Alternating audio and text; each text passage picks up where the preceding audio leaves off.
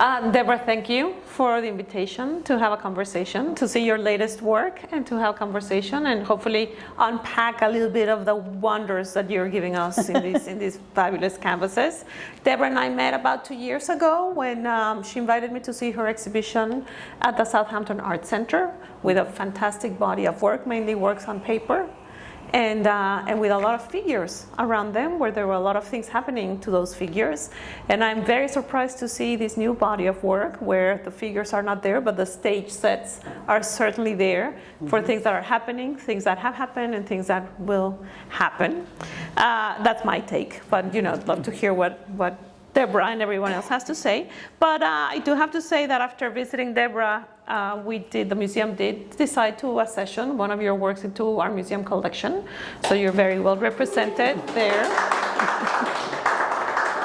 With the likes of Lee Krasner and Dorothea Helen Frankenthaler. My girls. And you're in good company, so thank you so much. I'm thrilled. It's fantastic that this exhibition is showing 40 years of your career and of your different takes on the canvas, the paper, the panel, and on language, and it's a complete journey. So I have a couple of questions about your artistic journey. When was the first time that you decided, I am an artist? Because I think to be an artist, you have to decide that you are. Not that you're going to become, but that that is who you are, and you cannot be someone else. It's a difficult career to navigate, and it's artists, I think, are artists because they cannot be something else. It's something that they have to do. When did this feeling arrive to you first? I always say that my first toy was a pencil, and my second toy was a brush. But really, as soon as I could hold a pencil, I began drawing, and I began drawing things that looked like what I was looking at. But I also drew things that didn't look like anything that anyone had ever seen too, but at a very early age. So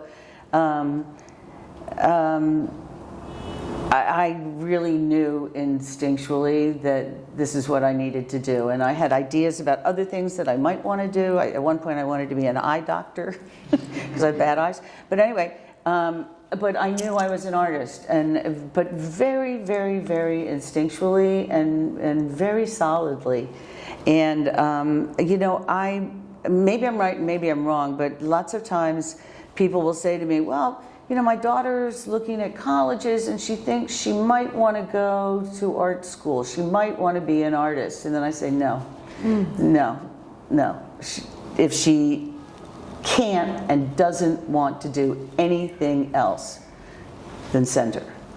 But if there are other things that she's thinking she could devote herself to, it's too hard. Mm-hmm. It's too hard. Mm-hmm. You have to have that thing that says, I want to make. Mm-hmm. I want to make, and I want to keep making, and I want to keep growing and changing so that I make the penultimate painting or sculpture or whatever it is. Deborah, you mentioned at some point that you grew up in a farm. Mm-hmm. Did that have some influence in your development as an artist? Like, did you see things differently? Were you very hands-on? Do you think that informed you? Yeah, I wasn't milking cows. Oh, boo. Okay. But there was a milking parlor because it had been a dairy farm, and I found that very interesting. The equipment was all there, and it was all kind of spooky. But because I lived on a farm, I wasn't in a neighborhood where there were lots of kids around, besides my brother and my sister, and I think that it fed my imagination. I read voraciously, still do, and I read lots and lots of fairy tales. So I lived kind of in this fairy tale sort of place, in this very rich, old farm. It was the farm was hundreds of years old, and there were still outbuildings that had been, like a smokehouse and the rose garden, and all terribly overgrown. So it was kind of like it was enchanted, but it might have been bewitched too. But so I think that and I would read these fairy tales, and I would be by myself, and I'd be like by a stream, and I remember like a frog would jump out, and I'd think, well, why doesn't that frog have a crown? And why doesn't he say, hey, Deborah, Like, what are you thinking about? You know, so I think that all of that really did feed my imagination, and it buffered it, and you know, and I'm still that same person.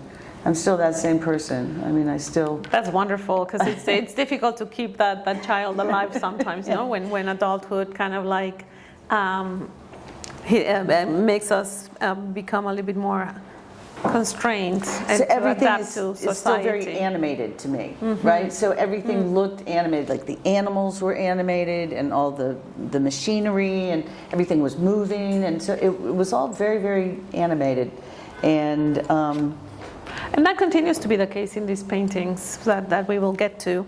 A couple of more things about your artistic journey. You had certain influences in your career. You did some residencies where you met some important artists. Do you want to tell us a little bit about that?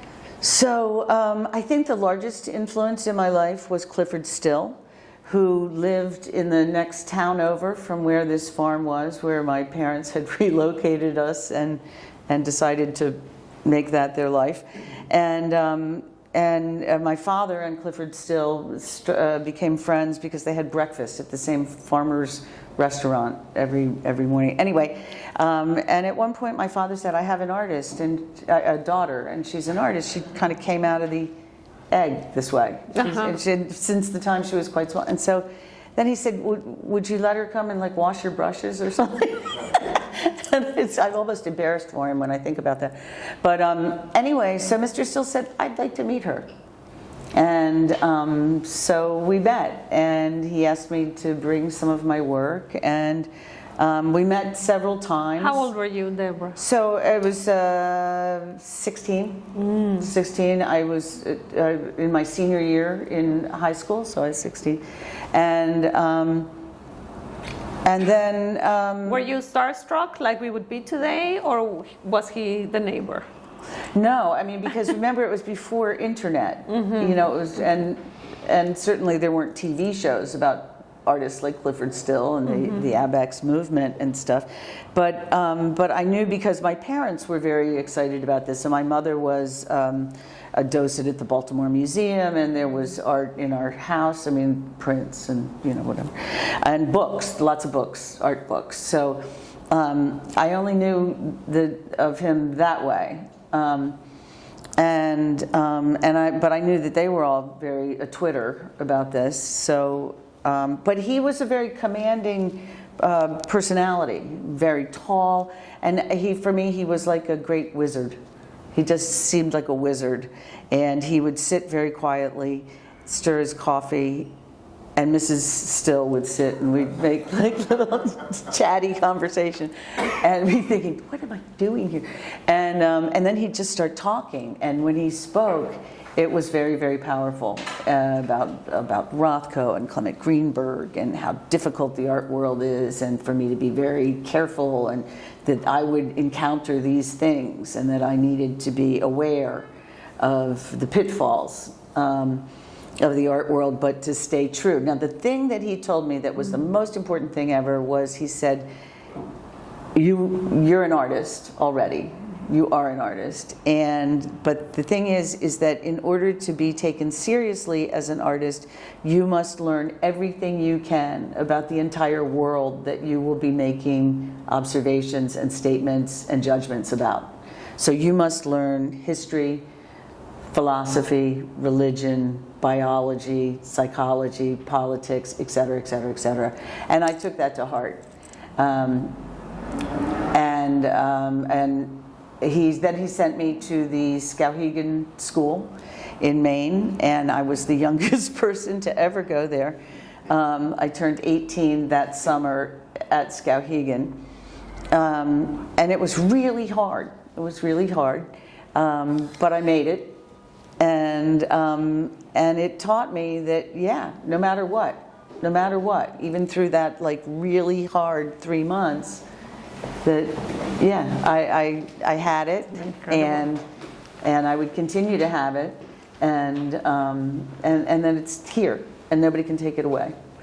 And in these conversations with Clifford Steele, did he make any comment about your actual work, or were there more framing your mind for the future? No, he looked at my work, and I mean, he didn't really crit. He went through it, and then he looked at me and he said, "You'll make it." Okay.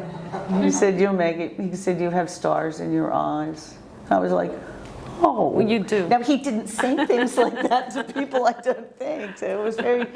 It was very, very moving. And did that influence the language? You know, like your work, you have an incredible ability to navigate between abstract gestures and expression, and also figurative, also somewhat expressive, and animated, like you said.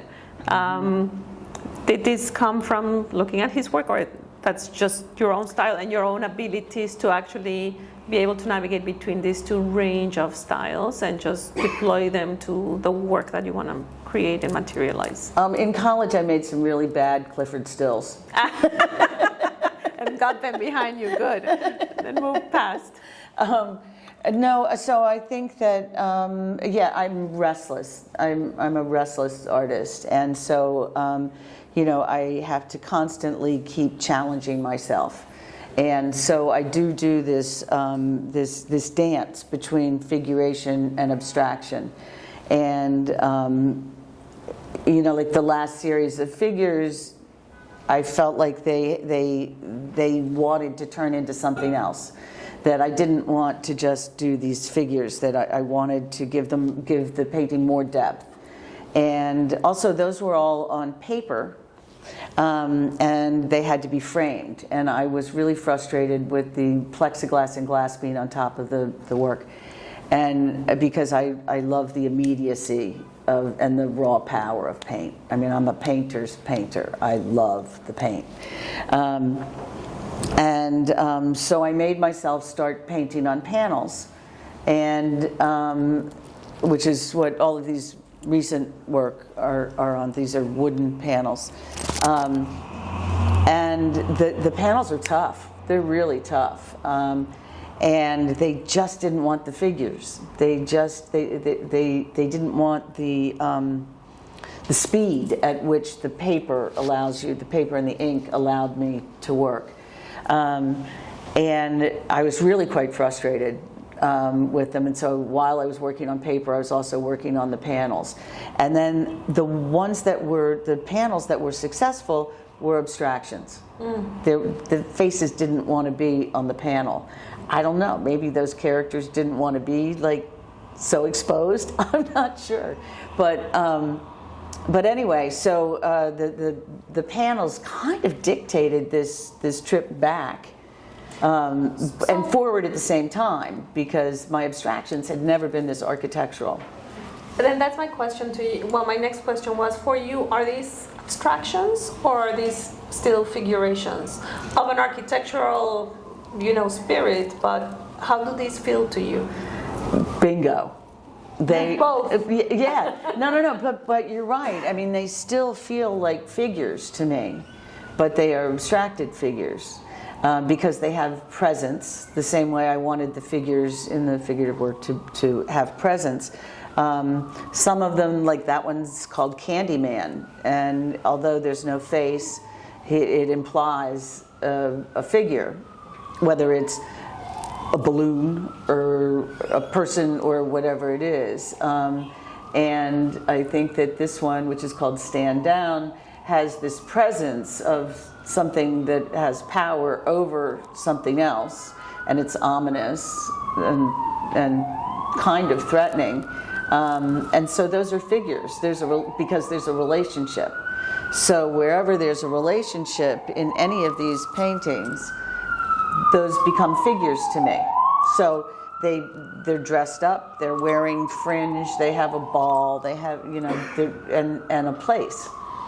They feel like they also have these kind of like webs around them, and some of those webs that link one structure to the other, one figure to the other, or whatever is happening in this architectural kind of like cluster, it feels that they're all connected, that there's a kind of like a visible and invisible network of things happening that bring these volumes together, and also kind of like provide this tension between these different volumes, which is really, really interesting to me, at least.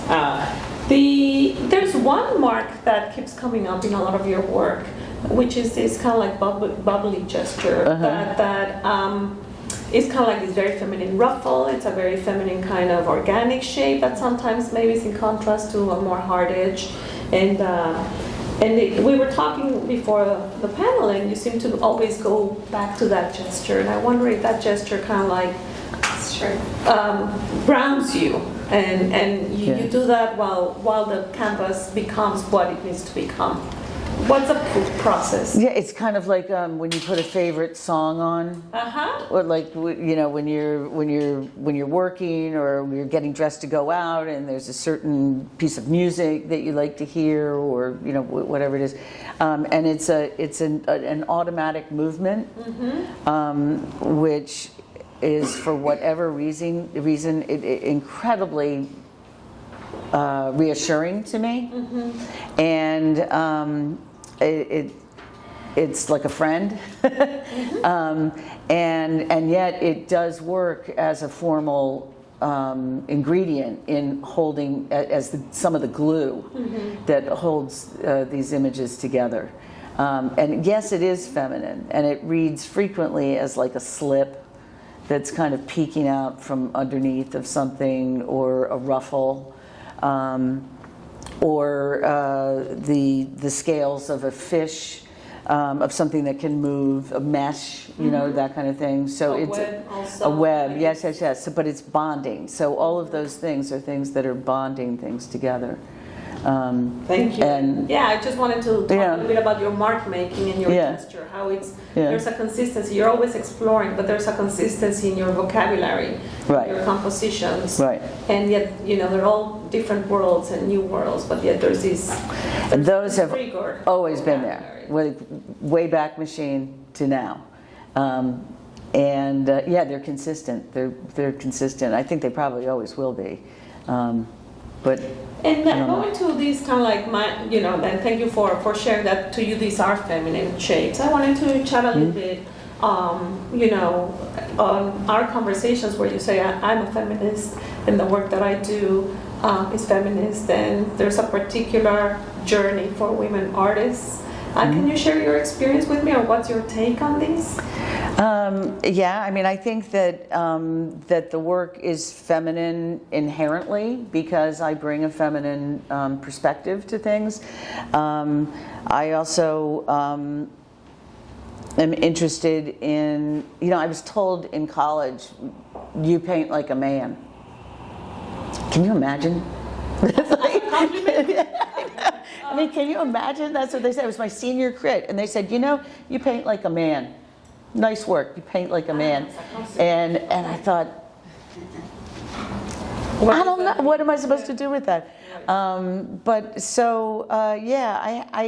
don't think. I have very feminine attitudes, and I work very hard for the rights of women and for the rights of women artists to be represented and respected in the same way that men are. We have a long, long way to go.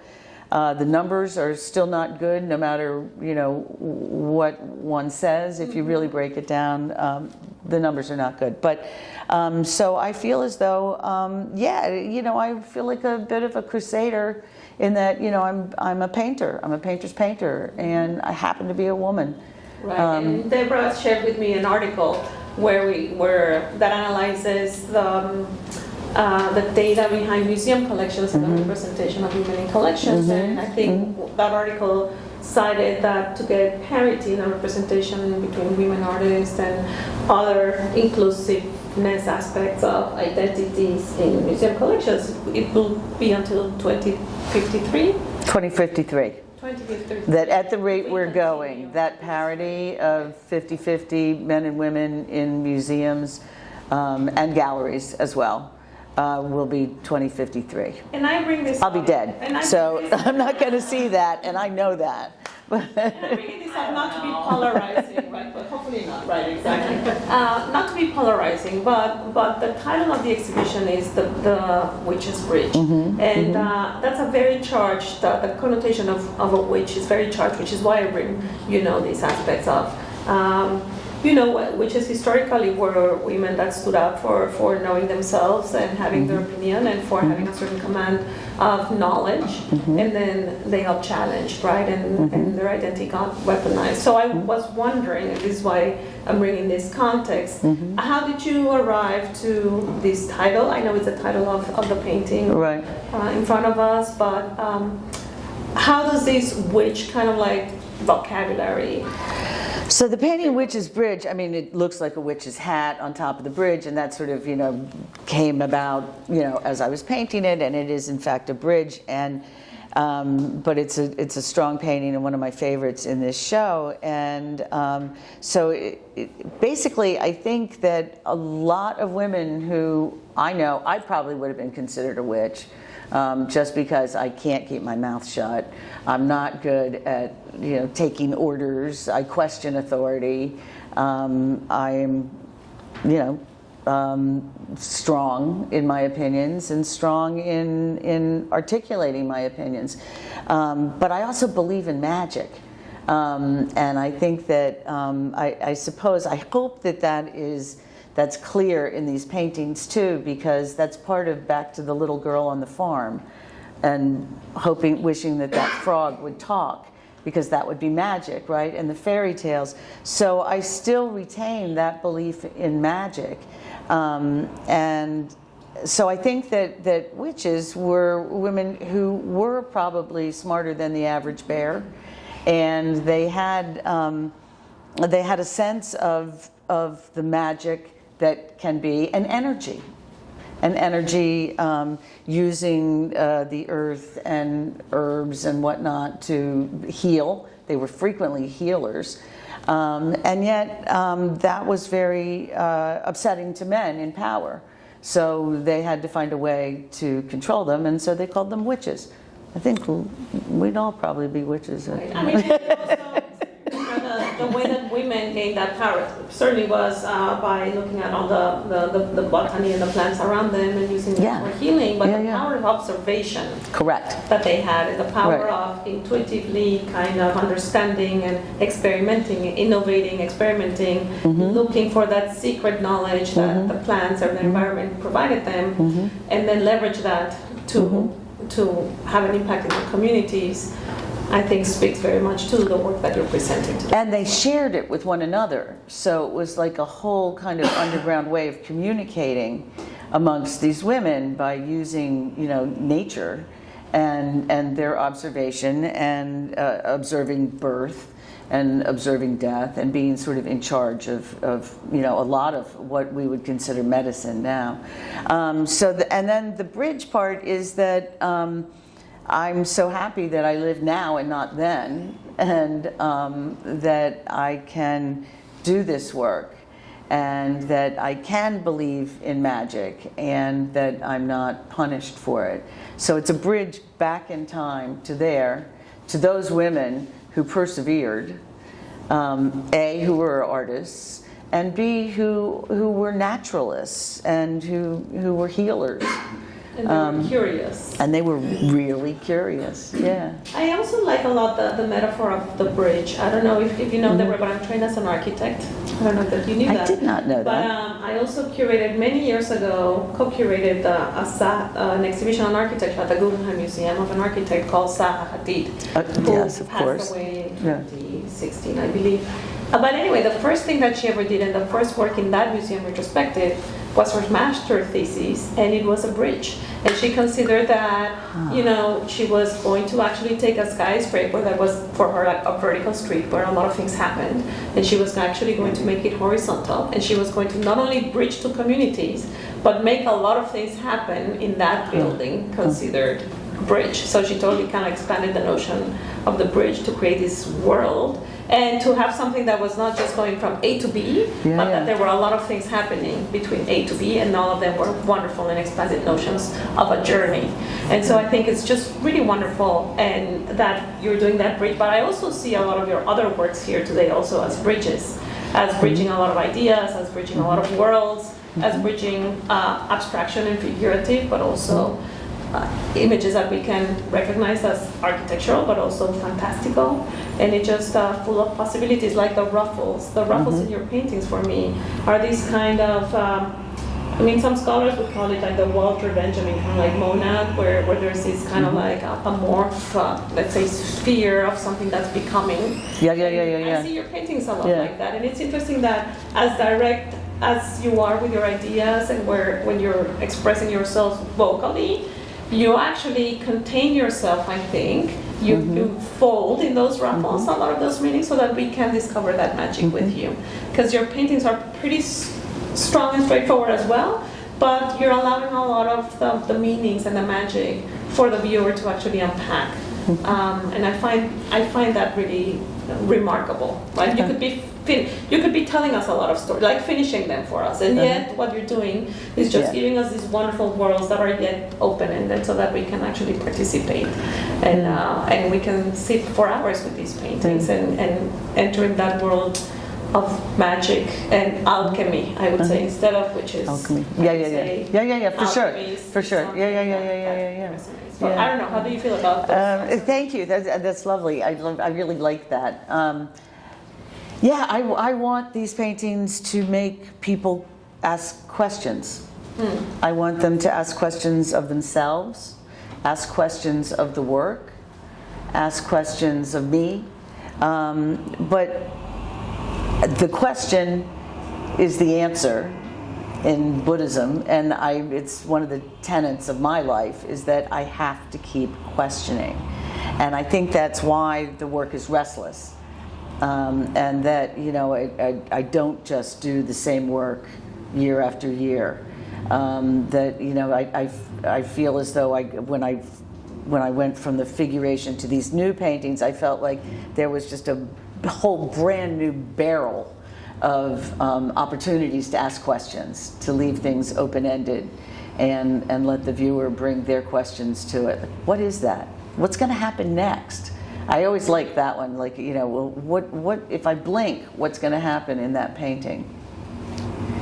Is that a gun? Is it going to go off? I don't know.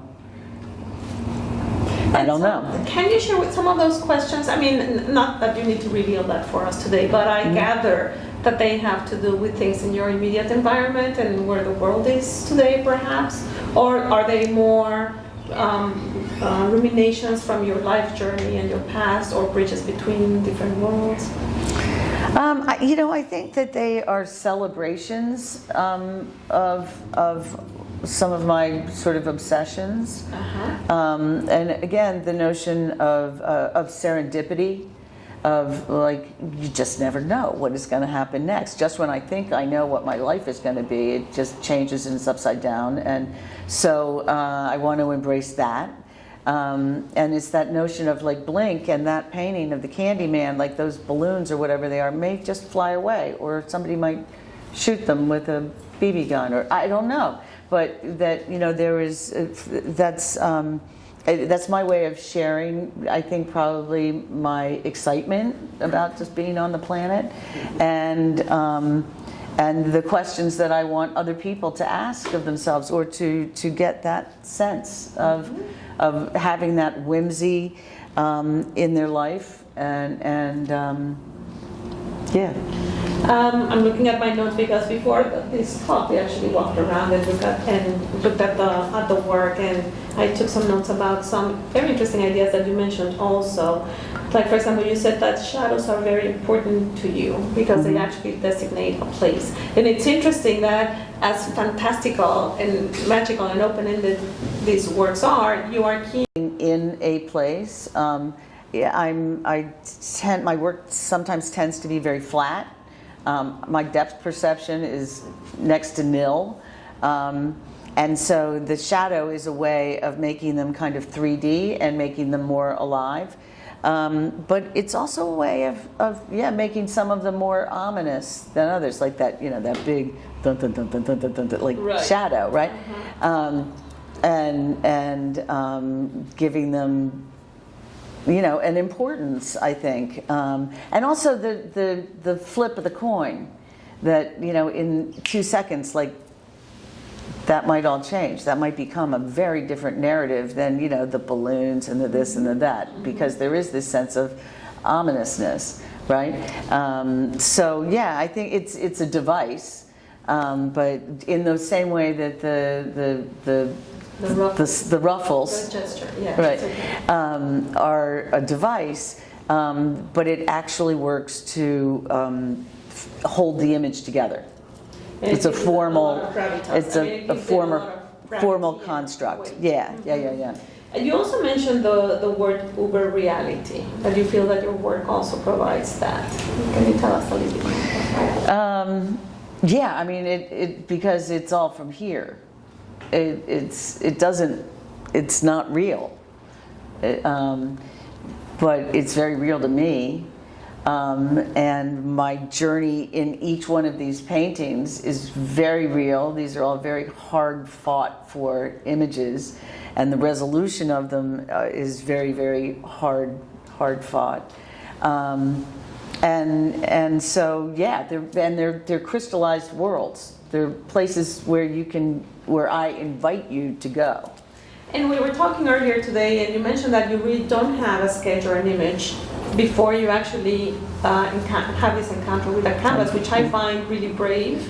And it must be, to a certain degree, somewhat painful, to be working on a canvas until the canvas tells you what it needs to be, what are the colors, what's the image. I mean, it's a pretty intense process to create all of these live in front of the canvas.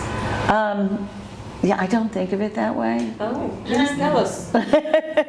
But I begin with color. Usually, like 2 colors that I want to see, that I want to paint, that I want to work with, and then sometimes I spray them with water and let them begin to sort of move. And then I use the ink to begin kind of going in, and it's like I'm digging. And going in to see what I can find. And frequently it's days of digging, like me talking to it, going, who are you? It's a wonderful process for you, and you take. Yeah, and it's frustrating too, but and difficult, but it's like, who are you? What are you? Where are we? Okay, what do I want to talk about? What's right here? What's right in the front of my mind that has legs, that has legs that I want to explore. And so then I start to get that, and then again it's the formal reality of painting, of like moving the forms and getting them to be evocative. So that's the architecture, right? Mm-hmm. So not every form is evocative or inviting or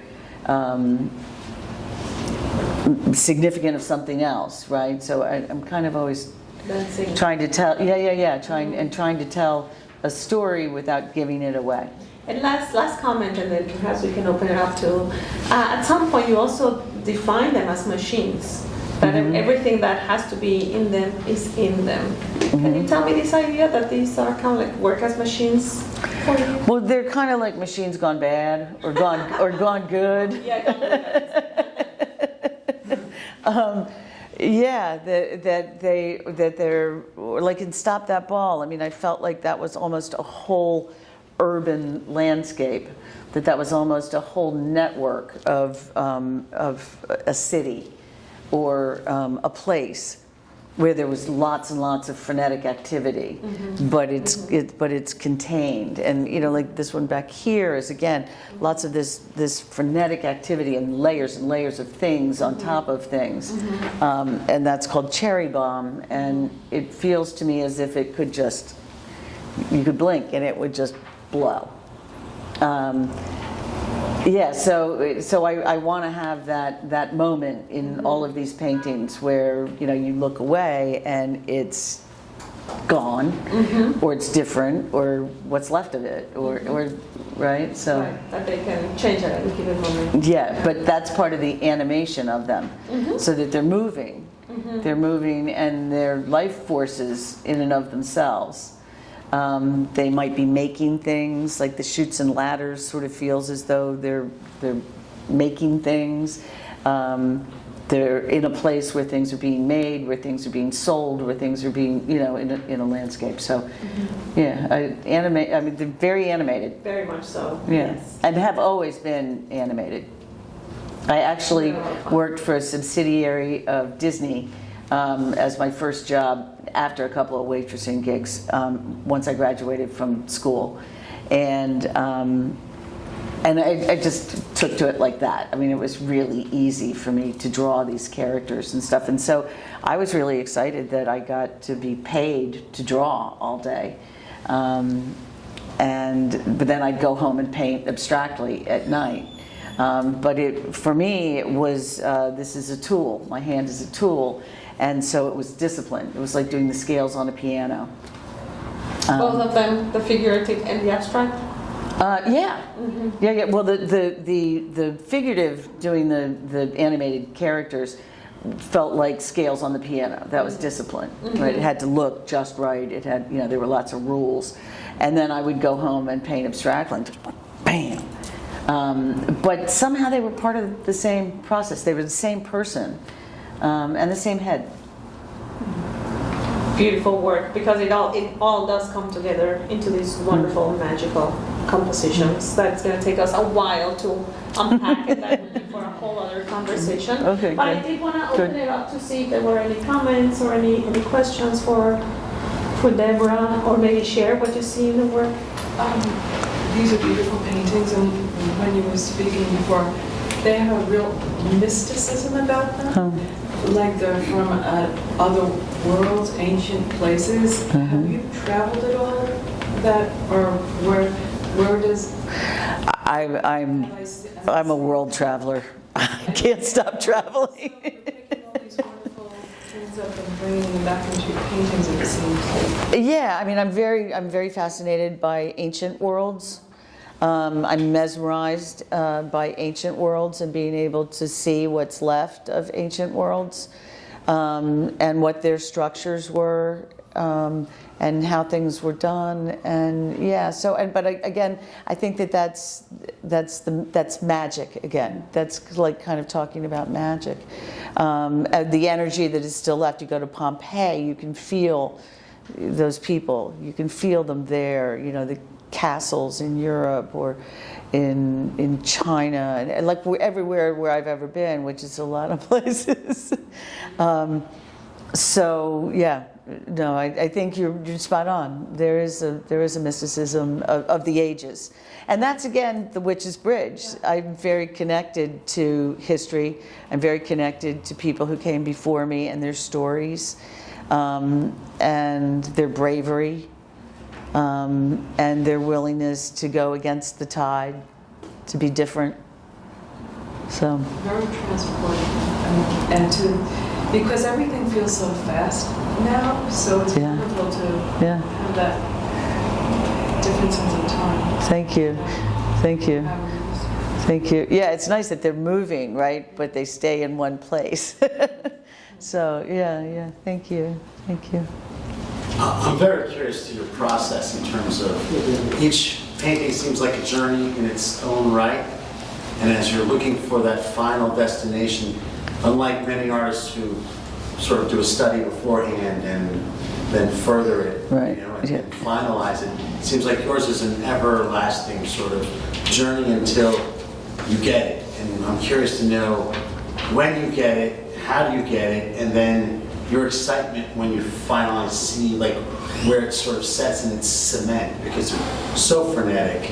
So if you could talk about like maybe your excitement of getting to that, and frustration to that point of resolving what your final image will look like, if that's even possible. So there is a moment when I'm done. I know I'm done. It's resolved.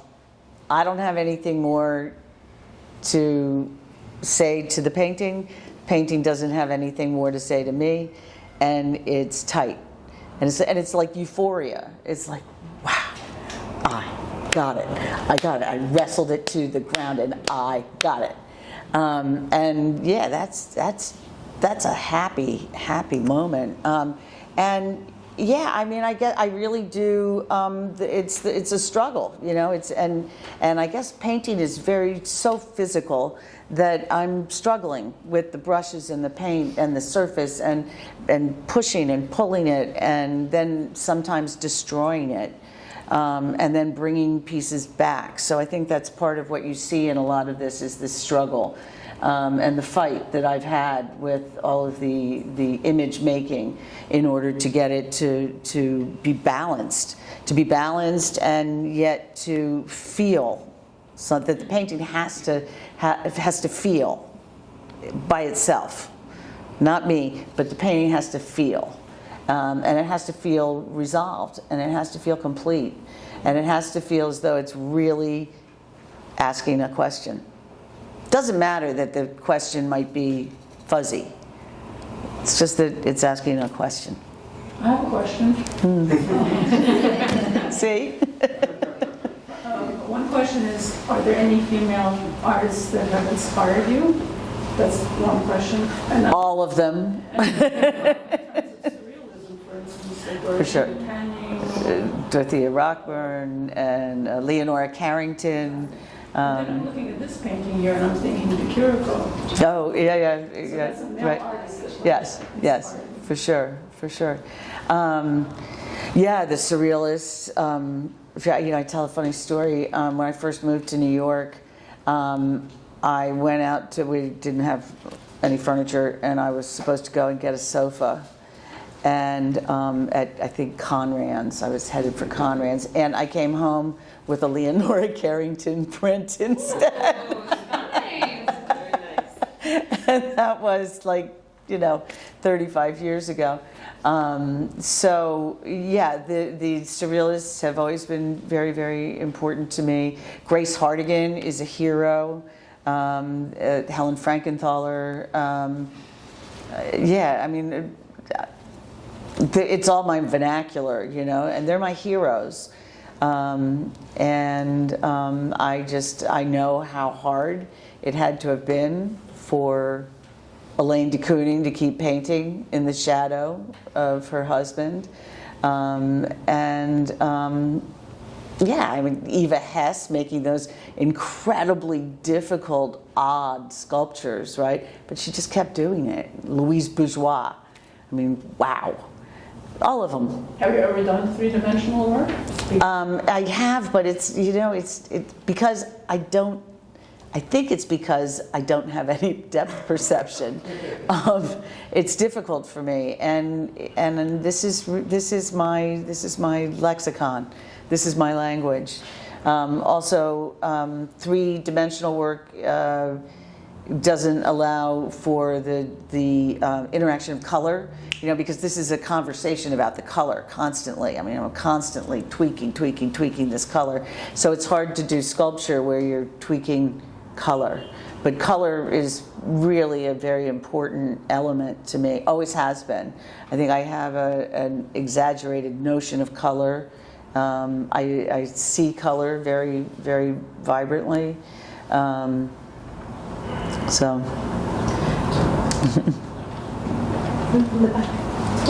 have a question. I mean, I think your use of color is incredible, and that's part of what's drawn me to love the work so much. And when you talk about it, you kind of have, because what's interesting to me is when I look at certain paintings, you can definitely see that certain colors, are dominating over another.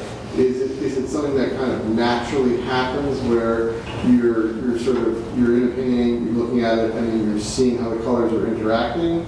Or is there like a turning point where you feel as though there might be a color that goes in a certain, might push you in a certain direction more than another, and how that relates to the rest of the work? So let's see. One of my favorite expressions is a riot of color. Because I love the notion that you use color to get the most out of every color and the color that's next to any given color. I use color for all sorts of things. Sometimes I give myself a present with color. A painting's not working, and so I'll whip up a big batch of a color that happens to be something that I really, one that I love, which sometimes they're like candy kind of colors, like pink, or a turquoise blue, which is, I feel like I have a chunk of turquoise inside of me. And so I'll use those as, sort of, okay, this painting is a mess. You got to do something. So yeah, I'll give myself a present. I'll just like whip up a batch of like a peachy color and bam on top of it, right? And then frequently, for whatever reason, that acts as a catalyst and begins to answer the conundrum of the painting, or it begins to solidify it and create the structure for the image. Yeah, and I don't set out with I need to make a pink painting today, I need to make a blue painting, I need to make a yellow painting. That just doesn't happen. It's a result of whatever has been put on the panel, the canvas, the paper before that color. Thank you. We had another. Yeah, I wanted to ask you about the color black, which talk about it a little bit. Did I hear you say that you use sumi? I use sumi And ink. I'm really curious as to how you came to that choice. How did I do? Anything more about black? Yeah, get back to travel. Let's see, I was in Shanghai years ago, and found, I was just surrounded by so much calligraphy. Everywhere I looked, I saw this ink and calligraphy, and I just was mesmerized by how beautiful the calligraphy was, and how I knew I could never do that.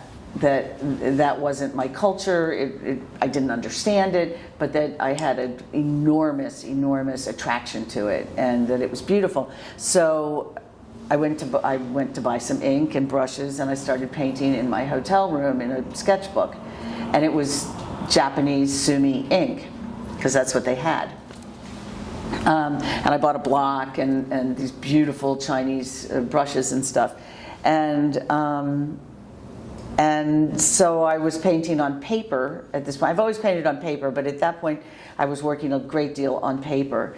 And when I brought this ink home and I put the ink on the Arches paper, which is a very dense, absorbent paper, it just went bang, bang, in a way that paint doesn't. It immediately sort of spreads into the fiber of the paper, in a way that paint doesn't.